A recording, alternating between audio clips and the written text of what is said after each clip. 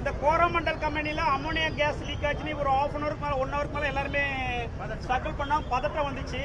நாங்கள் அதனால் இமீடியட்டாக ஸ்பாட்டுக்கு போலீஸ்லாம் வந்தோம். இந்த பெரியவங்க வில்லேஜ் தான் பக்கத்தில் ஒட்டி இருக்குது.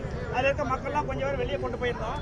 அது எப்படின்னா இந்த அமோனியா கேஸ் கடலில் ஒரு 2 கிலோமீட்டருக்கு உள்ளே தள்ளி ஒரு பைப்பில் கடல்ல இருந்து ஷிப்பில் இருந்து அந்த பைப்பில் தண்ணிக்குள்ள உள்ள வரும்.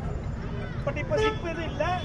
அந்த ஆல்ரெடி இப்போ நம்ம தண்ணி இங்கேருந்து வாட்டர் பைப் இங்கேருந்து அந்த ஃப்ளைஓவர் வரைக்கும் போட்டோம்னா தண்ணி ஆஃப் பண்ணால் கூட அந்த பைப்பில் கொஞ்சம் கிடக்கும்ல தண்ணி, அந்த மாதிரி அமோனியா கேஸ் கொஞ்சம் கிடந்திருக்கு. அது ஏதோ ஒரு இடத்துல சின்ன லீக் ஆகி தண்ணிக்குள்ளே வந்திருக்கு.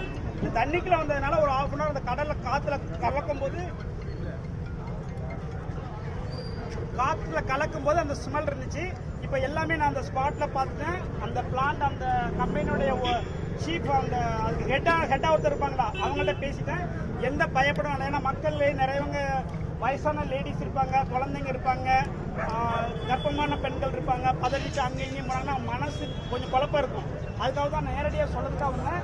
யாரும் எதுவும் பயப்பட வேண்டாம், அழகாக நிம்மதியாக தூங்குங்க. சரிங்களா? எல்லாரும்